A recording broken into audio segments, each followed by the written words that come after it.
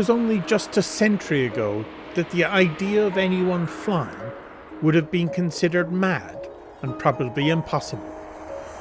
But the timeline from the Wright brothers to actual flying is one of the fastest known, and it includes many Irish stories in its rapid evolution.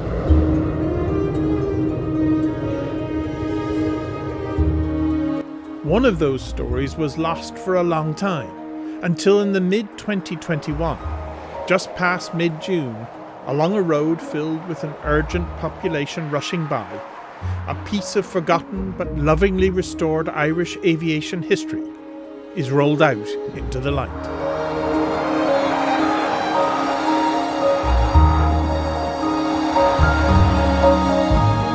This skeleton of wood represents the earliest built airplane in the Republic of Ireland, designed not by some famous name, but by a hard-working firm of car mechanics from the centre of what was known as Maryborough, later named Portlaoise. It was designed and constructed by a family in Portlaoise called the Aldritt family. The Aldritt Brothers had an engineering works, let's call it. Some people might say a garage, but that's what it was in latter years. And they were involved in building the first motor car in Ireland. Aviation at this time was the new thing, the new kid on the block. And the Aldritts were engineers. They were obviously involved in innovation and new technologies, and they wanted to be part of that action too. So they went across on a boat to Blackpool, where there was a very famous aviation get-together, and it was there they would have got ideas from Blériot's plane and designs how to construct and build an airplane. Excited by seeing this new Blériot monoplane, as soon as they came home, the Aldritts must have started on their designs. With so much wood involved in their new plane, they needed to call on the skills of another local man, Johnny Conroy, a master craftsman who is responsible for all of the intricate carpentry on the fuselage and wings, a point remembered in an interview in a local newspaper many years later. A testament to the quality of his work is much of his original woodwork still exists today, holding the plane together, just as it did over a century ago.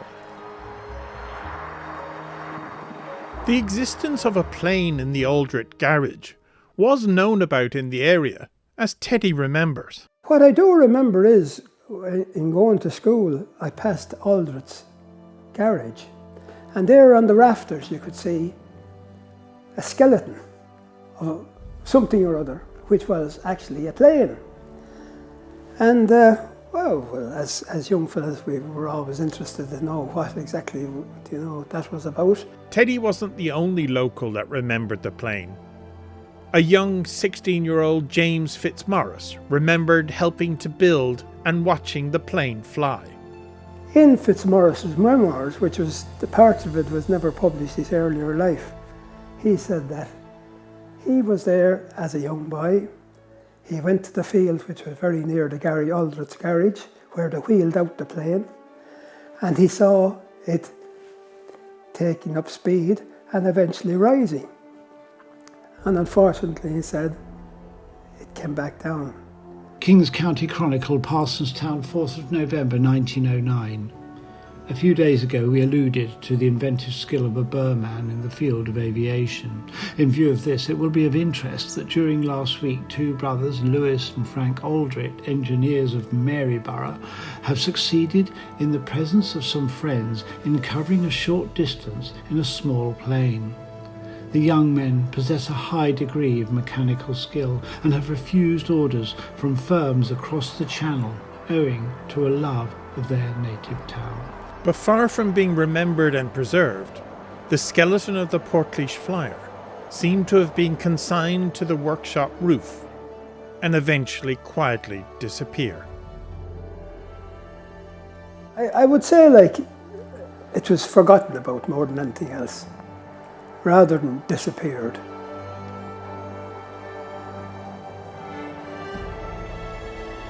A man who lives in England and who comes from Portlaoise actually resurrected the story again, because he wrote in some journal about his experience when visiting a private museum in East Sussex in England.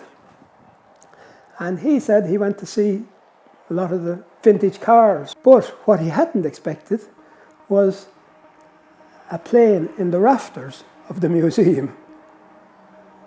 And when he inquired from the owner of the museum what it was, he was told it was Aldritt's aircraft. We said, let's find out more about this relic. So we decided to go and visit the museum ourselves. And here it was, the skeleton in the rafters, almost like the picture, the one picture that we have of it in Aldritt's garage, up in the rafters.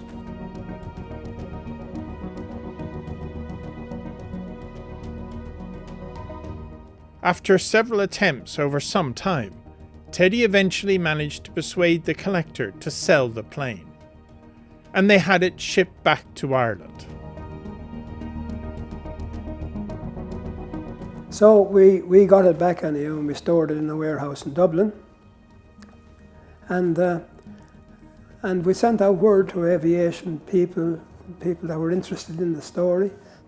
Two restorers in particular had a look at it. Two people that have experience in restoring old aircraft. Brendan O'Donoghue and Johnny Malloy, well known in their own right. I thought I was mad, and I thought Teddy and Alan were mad as well. But I did have thoughts about it, and then I saw that, when they told me all the history of it, I caught on. Normally, I've never worked on an aircraft that's not going to fly, and this one wasn't going to fly. I knew that, but yes, I was interested.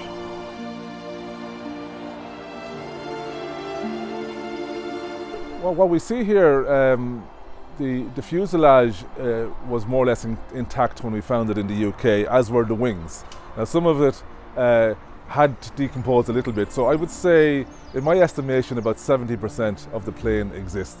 What was missing, the main parts that were missing, and they were missing before it was purchased, was the engine, which was a pity, and the propeller was missing.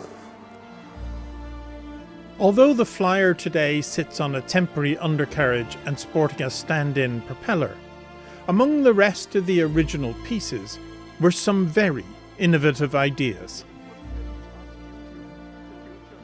There's no other aircraft in Ireland with bamboo spars, or even part of a wing with bamboo spars. It'd be impossible to get 4 lengths of timber that 19 foot long. It would be impossible. And also weight, Oh God, no, bamboo, and they were straight bamboo. And mind you, they're over 100 years old, and look at them now, they're still straight.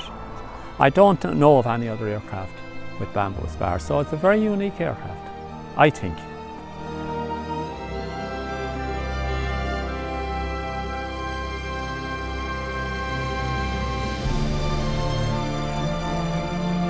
As to whether it would actually fly, a Queen's University postgrad, Brian Chow, input the characteristics of the Portlaoise Flyer into a flight simulator, and that showed that the plane, with just a few modifications, would have definitely flown freely.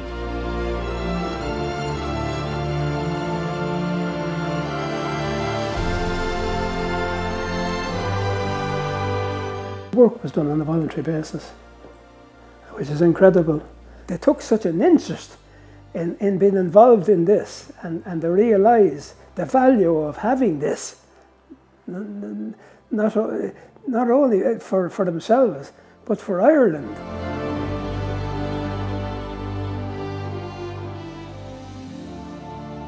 Without the expertise and knowledge of Brendan Donoghue and Johnny Malloy, who without them, we wouldn't have got as far as we have today. They've brought in their expertise and their network of people. I mean, reconstructing the wings and the tailpiece was something of a skill that's almost forgotten. And without those skilled artisans and craftsmen, we wouldn't have got where we are today.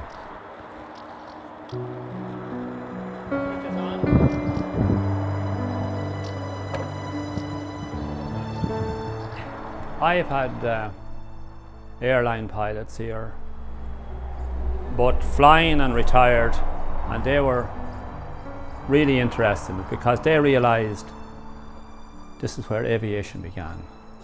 And if you look at it, this is what aviation began with. And Ireland has been the forefront of aviation worldwide, and still is the forefront of aviation worldwide. And when you see this, okay, it's a few pieces of wood stuck together and all of that, but now you see jumbo jets and Airbuses. They've even gone to the moon in less than 100 years. That's, to me, advancement.